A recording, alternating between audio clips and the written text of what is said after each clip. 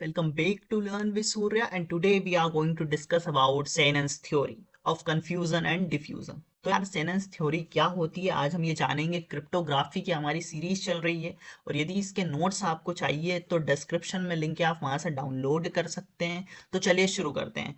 क्लोड Shannon, father of information theory, proposed two fundamental properties that every strong cryptographic system must have।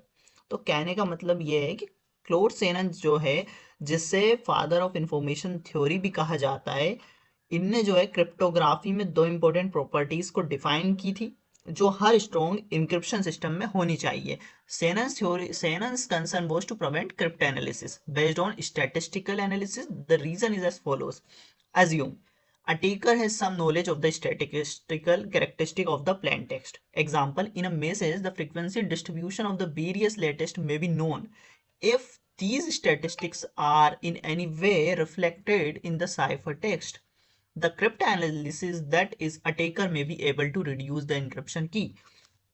तो यार ये जो है Shannon theory जो है इंट्रोड्यूस की गई थी। तो ये जो शैनन का जो मेन कंसर्न था वो ये था कि अटेकर स्टैटिस्टिकल एनालिसिस यूज करके साइफर टेक्स्ट में से पैटर्न्स आइडेंटिफाई करके इंक्रिप्शन की को ट्रेस ना कर ले।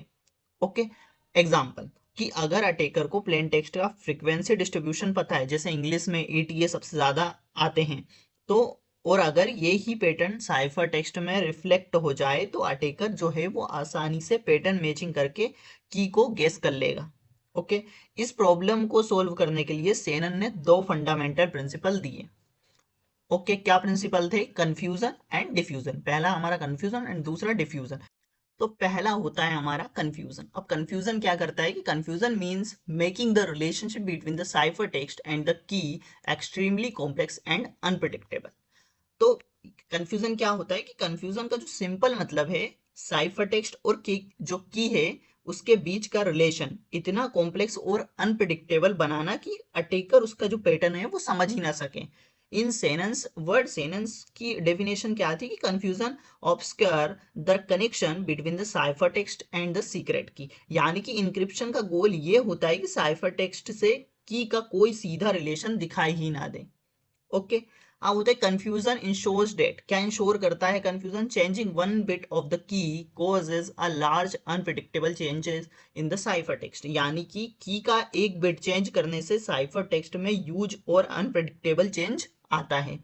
The attacker can not figure out how the key influence output. तो जो अटेकर है गेस नहीं कर सकता कि जो की का आउटपुट को कैसे अफेक्ट कर रही है। The encryption process uses non linear operations. तो जो इंक्रिप्शन प्रोसेस में जो नॉन लीनियर ऑपरेशन होते हैं लाइक एसबॉक्स सब्स्टिट्यूशंस यूज होते हैं, जिससे रिलेशनशिप और डिफिकल्ट हो जाता है। अब साइफर टेक्स्ट में जो कोई क्लियर स्टैटिस्टिकल पैटर्न रिफ्लेक्ट नहीं होता है, इसलिए की डिराइव करना ऑलमोस्ट इम्पॉसिबल हो जाता है ना। इन सिंपल वर्ड, यदि सिंपल में हम समझे तो अगर अटेकर साइफर टेक्स्ट के पैटर्न्स एनालाइज करे तब भी की को डिराइव करना एक्सट्रीमली डिफिकल्ट होता है। अब जो कंफ्यूजन है उसका मेन आइडिया क्या है कि साइफर टेक्स्ट की रिलेशनशिप को मैक्सिमम हाइड करना। और अब हम एक रियल लाइफ एग्जांपल से समझते हैं कि password lock with special complications. अब imagine you have a digital lock. If you change even one digit of the passcode, lock behaves completely differently। तो क्या अगर तुम पासकोड में सिर्फ एक डिजिट चेंज कर दो तो जो लॉक का पूरा बिहेवियर है वो चेंज हो जाता है। इफ यू चेंज 6 to 7, यदि आप 6 से उसे 7 कर देते हो, suddenly the lock now triggers a completely new sequence just like that. तो कहने का ये मतलब है यदि हम पासकोड में 6 को 7 करते हैं ही लॉक एक बिल्कुल न्यू सीक्वेंस एक्टिवेट करता है। एग्जैक्टली वैसे ही क्रिप्टोग्राफी में की का एक बिट चेंज होने से साइफर टेक्स्ट जो है वो कंप्लीटली डिफरेंट हो जाता है। You can not guess the key because it's affect in is unpredictable, यानी कि अटेकर प्रोडिक्ट ही नहीं कर सकता कि की का कौन सा पार्ट जो है आउटपुट को कैसे इन्फ्लुएंस कर रहा है। इस अनप्रिडिक्टेबिलिटी को ही कंफ्यूजन कहते हैं। ओके, तो यार यही था कि जो हम ये अनप्रिडिक्टेबिलिटी कर रहे हैं इसी को हम क्या कह रहे हैं? कंफ्यूजन कह रहे हैं। अब हम समझते हैं डिफ्यूजन क्या होता है। Fusion ensures that small changes in the plain text create large changes in the cipher text, spreading the influence of each bit. In Shannon's word, the influence of each plain text bit should be spread over many ciphertext bits. Simply, a one bit changes in plain text, many bits in ciphertext should flip. This eliminates patterns and prevent statistical analysis.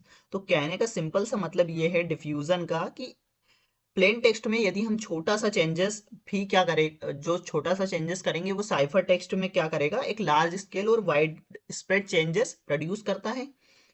अब यानी जो plain text के हर bit का effect जो होगा वो cipher text में क्या होगा, बहुत सारे बिट्स में स्प्रेड हो जाएगा। ओके, तो डिफ्यूजन क्या इंश्योर करता है कि small changes in the plain text create large changes in the cipher text, spreading the influence of each input bit. तो प्लेन टेक्स्ट का एक बिट चेंज करने से साइफर टेक्स्ट के बहुत सारे जो बिट्स हैं वो फ्लिप हो जाते हैं। प्लेन टेक्स्ट के पैटर्न जैसे repeated letters, frequency patterns completely destroy हो जाते हैं और स्टैटिस्टिकल और फ्रीक्वेंसी एनालिसिस अटैक्स इम्पॉसिबल हो जाते हैं। एवलांच इफेक्ट जो होते हैं वो अचीव हो जाते हैं और न्यू जो इनपुट है, इनपुट में छोटी सी चेंज जो है वो आउटपुट में मैसिव और अनप्रेडिक्टेबल चेंजेस देती है। यदि हम सिंपल समझे, diffusion spread plain text information across many cipher text bit, remove pattern such as repeated letters, make frequency analysis attack useless, ensure avalanche effect. तो डिफ्यूजन का जो मेन गोल है वो यही है कि प्लेन टेक्स्ट और साइफर टेक्स्ट के बीच के पैटर्न को कंप्लीटली हाइड करना। इससे जो अटैकर्स हैं वो प्लेन टेक्स्ट के स्टैटिस्टिकल फीचर्स को आइडेंटिफाई नहीं कर सकते हैं। ओके, अब यदि डिफ्यूजन जो है वो किस किस में हेल्प करता है ये भी मैं बता देता हूँ कि प्लेन टेक्स्ट की इंफॉर्मेशन को साइफर टेक्स्ट में वाइड स्प्रेड करना, रिपीटेड पैटर्न्स को ब्रेक कर देता है ये। अटैकर के लिए जो है स्टैटिस्टिकल जो कोरिलेशन है वो इम्पॉसिबल बनाना इसका काम होता है। साइफर जो है उसको मैथमेटिकल स्ट्रॉन्ग बनाने में भी ये हेल्प करता है। आप रियल लाइफ एग्जांपल से हम समझते हैं कि ink drop in water. Imagine dropping one drop of ink into a glass of water. What happens? It spread everywhere. One small input affect the entire output. इस example का simple सा कहने का मतलब ये है कि यदि एक इंक एक जगह नहीं होती है, मतलब सोचो कि यदि एक ग्लास में एक इंक का ड्रॉप गिर जाता है, ओके, तो क्या होता है कि इंक एक जगह पर नहीं रहती है, धीरे धीरे वो पूरे ग्लास में स्प्रेड हो जाती है। यही क्रिप्टोग्राफी में होता है कि प्लेन टेक्स्ट का एक बिट, यानी कि इंक जो हमने ड्रॉप की थी वो ड्रॉप इंक साइफर टेक्स्ट के बहुत सारे बिट्स को अफेक्ट करता है। जैसे इंक पूरे ग्लास में फैल जाता है वैसे ही वो बिट सभी को अफेक्ट करता है। इसी स्प्रेडिंग को ही डिफ्यूजन कहते हैं। डिफ्यूजन का जो मेन आइडिया वो है कि प्लेन टेक्स्ट और साइफर टेक्स्ट के पैटर्न्स का डायरेक्ट रिलेशन को हाइड करना होता है। ओके, सो डिफरेंस क्या है यार कंफ्यूजन एंड डिफ्यूजन में, तो ये हम आगे के लेक्चर में देख रहे होंगे। आशा करता हूँ कि आपको कंफ्यूजन एंड डिफ्यूजन शेनन्स थ्योरी में समझ आया होगा। प्लीज वीडियो को लाइक कर देना एंड चैनल को सब्सक्राइब कर लेना ताकि ऐसी ही वीडियोस मिलती रहे। और यदि आपको नोट्स चाहिए तो डिस्क्रिप्शन में लिंक है, वहां से आप डाउनलोड कर सकते हैं। तब तक के लिए keep learning, keep growing. Thank you.